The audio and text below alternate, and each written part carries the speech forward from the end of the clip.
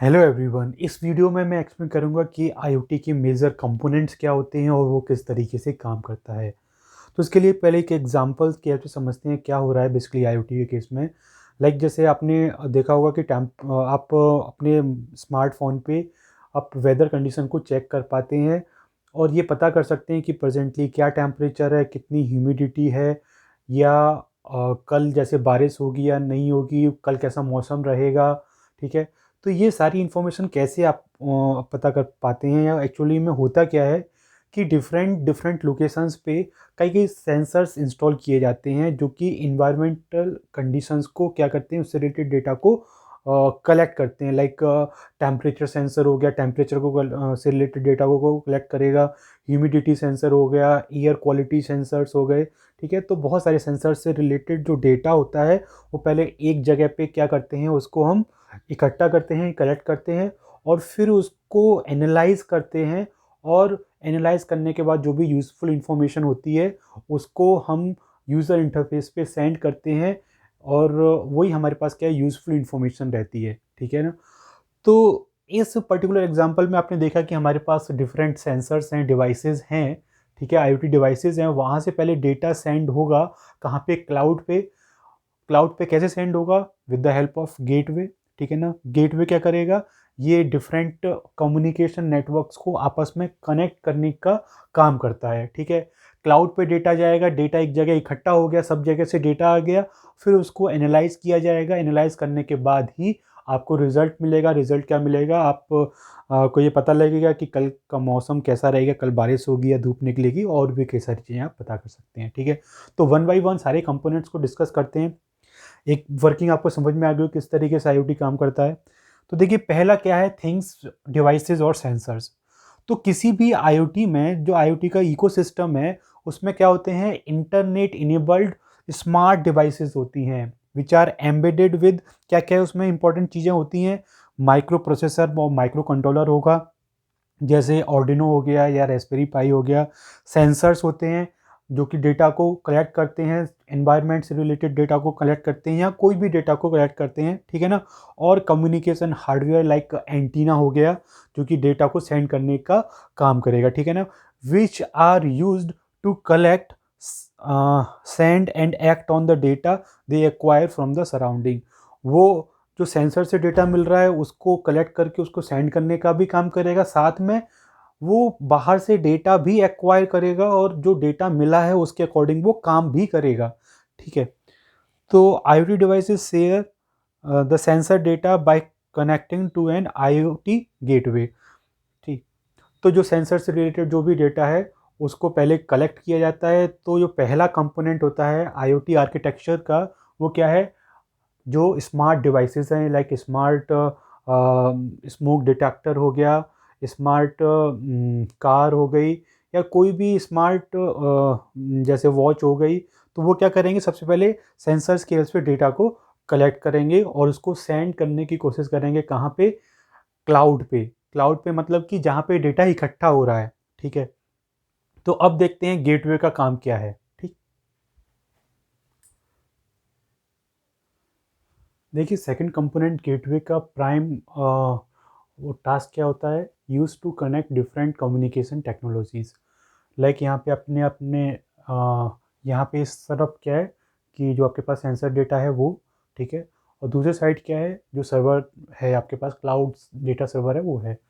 तो यहाँ पे हो सकता है कि कोई और कोई डिफरेंट कम्युनिकेशन टेक्नोलॉजी का यूज़ हो रहा हो वहाँ पे कोई और।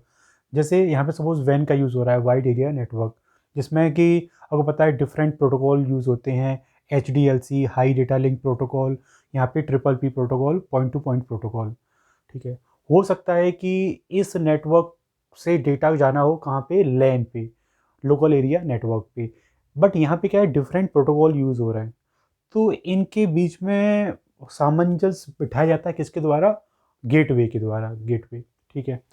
तो एक तो तरीका ये हो गया। अब आप बोल सकते हैं सर क्या ऐसा पॉसिबल नहीं है कि जैसे आपके पास स्मार्ट स्पीकर है उसको डायरेक्टली आप कनेक्ट कर दें, ठीक है ना, without using the gateway to the server. तो उस केस में क्या होगा कि देखिए कुछ एक डिवाइसेस होती हैं, मीन्स ज़्यादातर ऐसी डिवाइसेस होती हैं जो सेंसर डेटा को प्रोसेस करती हैं और हम चाहते हैं कि वो कम से कम पावर कंज्यूम करें, ठीक है ना। These are low powered devices, ठीक।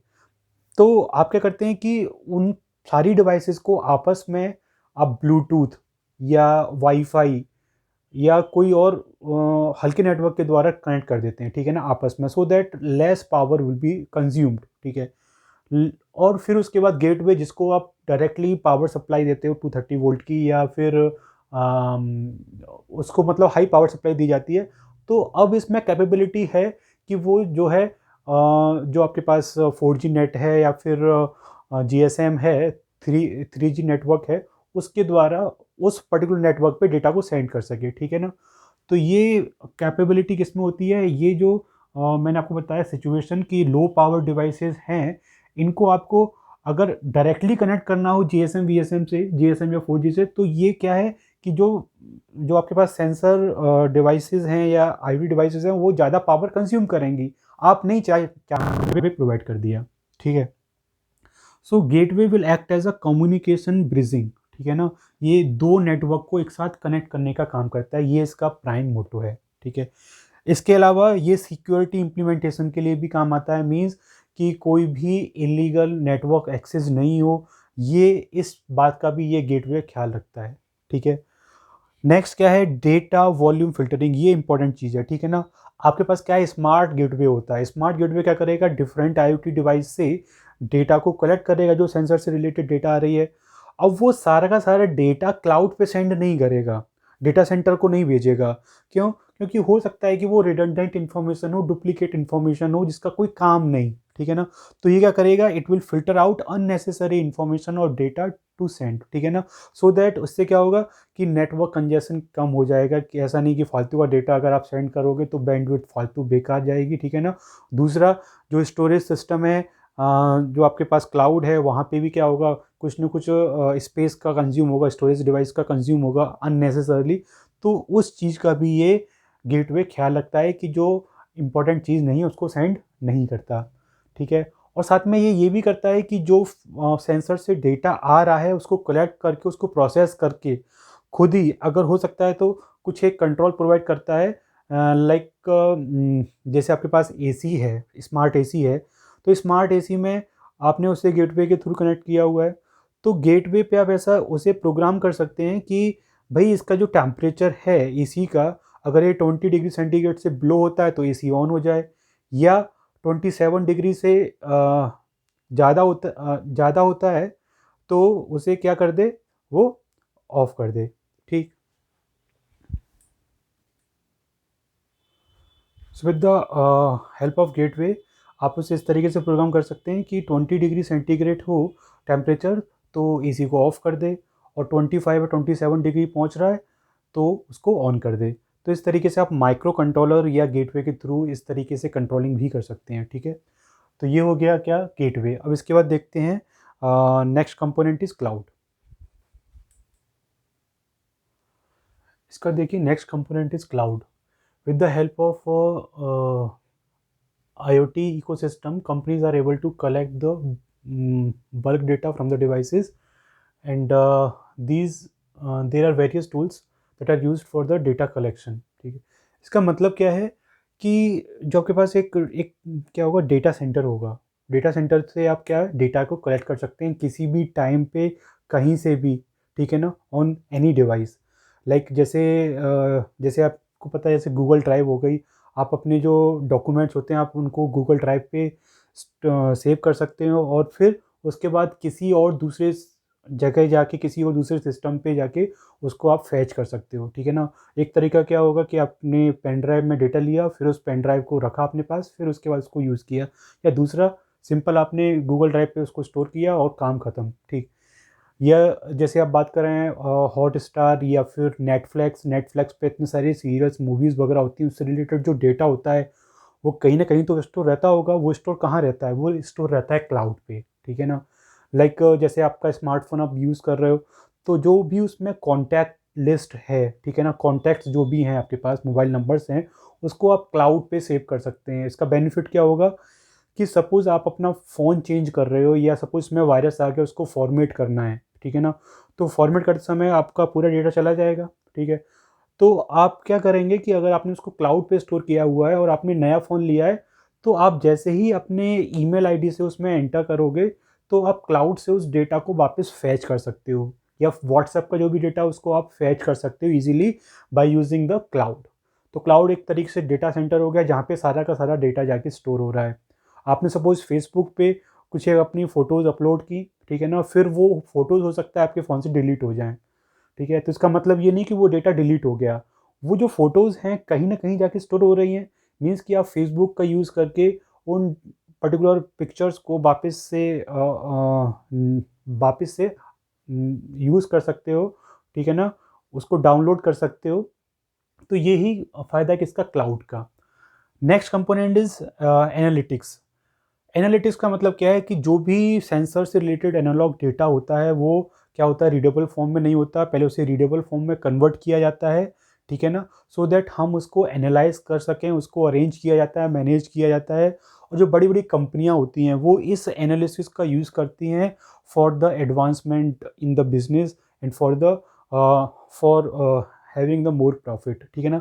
इसका एग्जांपल लाइक जैसे कि सपोज़ मैंने यूट्यूब पे कुछ एक वीडियोस बनाई, ठीक है ना?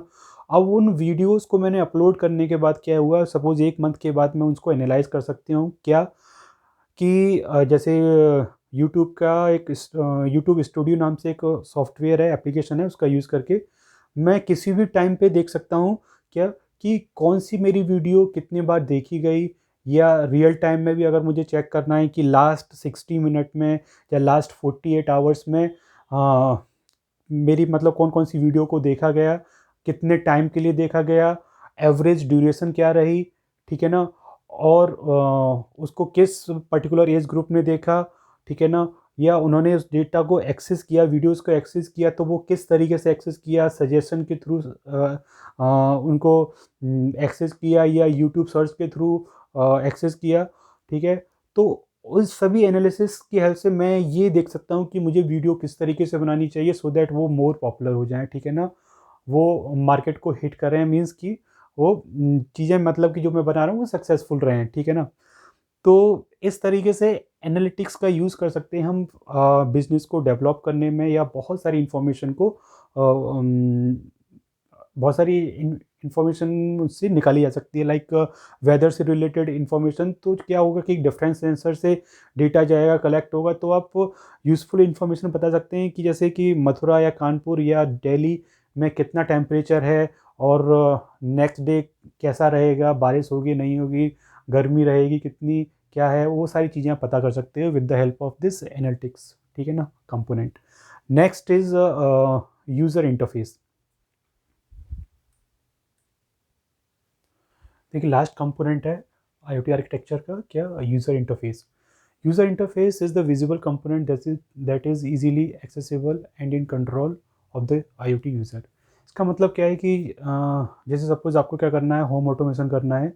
तो होम ऑटोमेशन में आप अपने ऑफिस में हैं, जॉब पे हैं, ठीक है ना? और आपको अपने घर की कोई एक लाइट स्विच ऑन या स्विच ऑफ करनी है, या कोई और appliance, smart appliance on off करना है, ठीक है? तो उस केस में आपके पास मोबाइल में जो एप्लीकेशन स्टोर होगा उसी को क्या बोलते हैं, यूज़र इंटरफेस।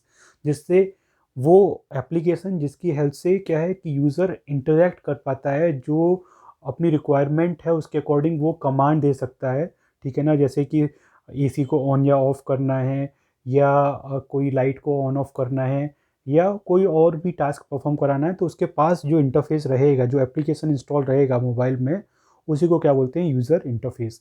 ये जो यूज़र इंटरफेस है वो बहुत क्या होना चाहिए, यूज़र फ्रेंडली होना चाहिए, so that without any burden the user can use that, ठीक है ना? और उस सिस्टम से इंटरेक्ट कर सके। देखिए जो एंड यूज़र है उसको उससे मतलब नहीं है कि अंदर सिस्टम में क्या हो रहा है, किस तरीके से कोडिंग हो रही है, पाइथन पे कोड किया है या जावा पे कोड किया है, ठीक है ना, प्रोग्रामिंग इस पे किया, उससे उससे कोई मतलब नहीं, ठीक है ना? और कौन सा सेंसर यूज़ हो रहा है, क्या उसके स्पेसिफिकेशन है, एंड यूज़र को उससे कुछ लेना देना नहीं, ठीक है ना? उससे सिंपल सा क्या मतलब है कि मोबाइल पे वो एक क्लिक करेगा तो स्विच, तो लाइट स्विच ऑन हो जाएगी या स्विच ऑफ हो जाएगी, या कोई भी कमांड वो दे रहा है तो वो उसका जो पर्पज़ है वो फुलफ़िल होना चाहिए, ठीक है ना? तो यूज़र इंटरफ़ेस इसी वजह से क्या होना चाहिए, यूज़र फ्रेंडली होना चाहिए, सो दैट जो भी यूज़र है वो ईज़िली इंटरैक्ट कर पाए, ठीक। तो यूज़र इंटरफेस लाइक क्या होता है, जैसे ग्राफिकल यूज़र इंटरफेस हो गया, या फिर आपके पास हो गया एपीआई, एप्लीकेशन प्रोग्रामिंग इंटरफेस। तो ये वो इंटरफेस हैं जिसकी हेल्प से क्या है, यूज़र समझ पा रहा है उसे। देखिए, अगर ये इंटरफेस नहीं होगा, उसे 1 या 0 या कोडिंग की फॉर्म में कोई एक डेटा देना होगा या फिर समझना होगा, तो उसके लिए बहुत टफ हो जाएगा। ठीक है, इसलिए ये user interface is the last component. ठीक, thank you everyone for listening and watching this video.